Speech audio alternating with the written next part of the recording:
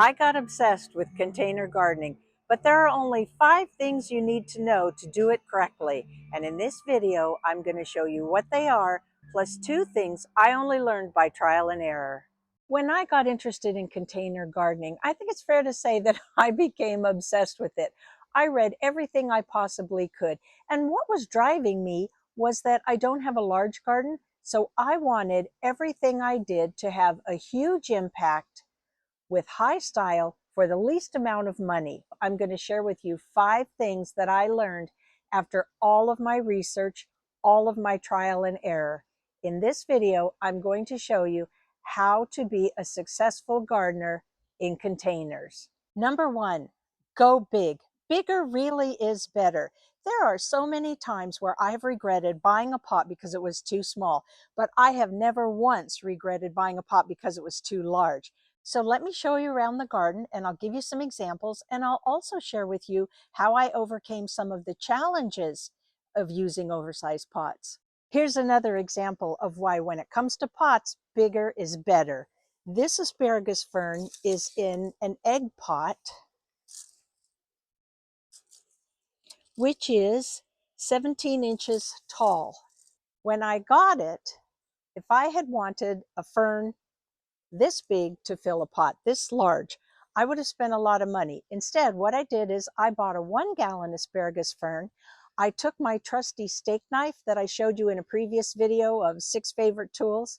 I took that steak knife and I cut the root ball in half and I planted it on each side of this pot. And it had plenty of room to grow and fill in, and that's exactly what it has done. You see what I mean about the bigger the pot is usually better. Here's another way to elevate your style. Anything you can put up on a pedestal just makes it special. This is a good way to add interest to your front yard. These are just sitting in my driveway in front of my front door, and they are 36 inches.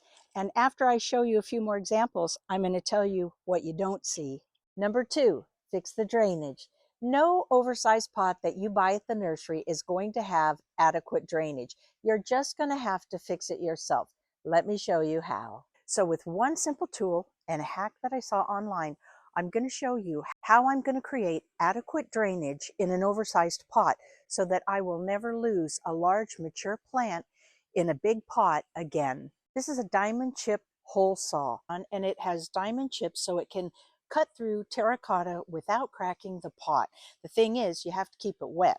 So this is a little hack I saw online. You fill up soda bottle, you put a tiny hole, and then when you release the cap, it's going to position the water exactly where I need it every time. I love this hack. If you are watching this and you're the person who thought of this, please give me a comment so that I can give you credit. It's genius. Okay, mission accomplished. I've got extra holes drilled and I'm happy with the amount of drainage I should get out of that. Number 3, make the soil better. Even if you buy good quality potting soil in a bag, you still want to improve it by adding your own nutrients. The more nutritious and the better drainage you can have for that soil, the longer it can stay in the pot without you having to repot a weak plant. Remember, if you do it right and you use a big enough pot, that plant can stay in that pot for a very long time. So this is just something that I bought at my local nursery.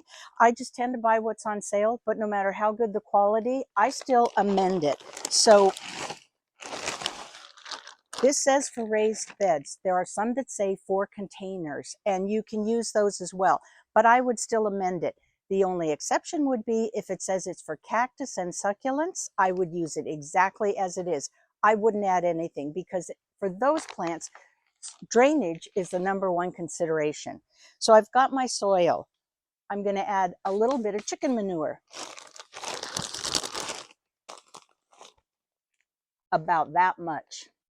Then I'm going to add a little bit of soil from my own garden. I like to add this because my soil in my native soil in my own garden is fairly sandy, so it does help with drainage. Just going to make sure I get a good mix and it'll be ready to use. So you can see how rich the soil is that I bought and how depleted and old what came from my garden, but I still use it because, like I said, my soil is very sandy, and I know that for containers, it's going to really boost the drainage. So there we go. I've got my perfect blend. I bought soil, I added chicken manure, I added a little bit of native soil from my own garden. At this point, some people add fertilizer. I don't. I prefer to add things like Sure Start in the actual hole when I'm planting it, because what some people don't realize is that certain fertilizers don't even work until the soil reaches a certain temperature. So I wouldn't waste my money putting fertilizer in at this stage. So here's a tip that I learned by trial and error. If you are using a tall pot, but you're using a shrub that has fairly shallow roots, you don't need to fill the whole thing with soil. I took an inverted plastic nursery pot, put it in the bottom part, and then I only needed to use 2/3 of the pot filled with soil. So the pot behind me, which is identical to this one, has styrofoam cubes in the bottom third. I live in Northern California and we are not allowed to put styrofoam in the garbage or the landfill. So when you buy something that has styrofoam packaging, you're stuck with it.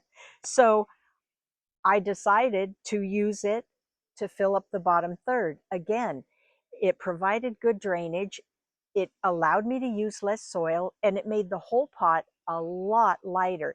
The only caveat would be I would not put styrofoam in if you were planning to grow something edible like tomatoes. Number 4, make the watering easier. If you love going around with a hose, tending to each individual pot, nothing wrong with that. Some people find it very relaxing and fun. To me, fun in the garden involves a margarita and a magazine. So this is how I have made my watering easier. The pots.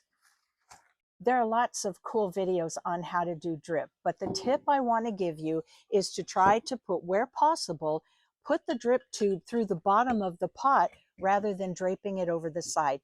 That way, if it's out in the landscape where it can sit on the soil or the rock, it's very easy to put it through the bottom, and it gives you a nice clean surface. You don't see the mechanics of the watering system. If the pot is somewhere that's difficult to get to, this is the coolest thing I've seen in a long time. These are water storing crystals. And the idea is that they absorb many, many, many times their weight in water. And so you can put them where it's difficult or impossible to have something on a drip. Like this pot right here, it's sitting on a flagstone patio. There's no way I can get drip to it without dragging this across the patio. But I don't have to water it all that often with this because of this. I thought I would show you exactly how cool and efficient they are. So I'm going to take a 1/4 cup, put it in here, and hydrate them so you can see how much water they can actually absorb. It's amazing. So overnight, it went from this to this. I just think that's so cool.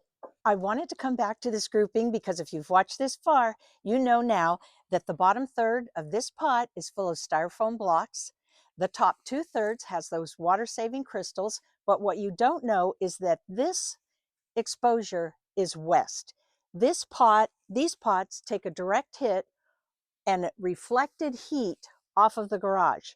So I took some recycled bubble wrap and I lined the front side of each of these pots before I put the soil in. So the styrofoam went in first, the bubble wrap went in second, the soil with the water-saving crystals went in third, and then the pot.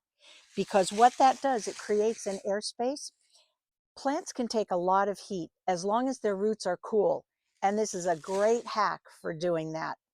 And again, this is something I learned the hard way after a couple of beautiful boxwood that I had absolutely fried. Number 5, grouping the pots together for higher impact. What you're doing is creating a designer look by making a still life focal point in your garden. That if I had placed these pots individually, scattered around singly in my garden, they would not have nearly the impact that they do together as a grouping. So a trio doesn't always have to be the same size and shape container. A grouping creates a focal point. If you can add an accessory, all the better. Here's another way to add a grouping. It doesn't always have to be 3. And here's another way to create a grouping if you prefer smaller pots. Just remember to vary the color of the foliage and the texture. I love the way grass adds movement to the garden. So just to recap, make the pot bigger, make the drainage better, make the soil richer, make the watering easier, and create a grouping. And you'll be successful with container gardening. If you found this video helpful, I hope you'll subscribe. I also hope you'll pass the information on, forward it on to a fellow gardener. I would love to grow my community and find my fellow passionate gardeners. I know you're out there. Thank you for being here, and I'll see you next time.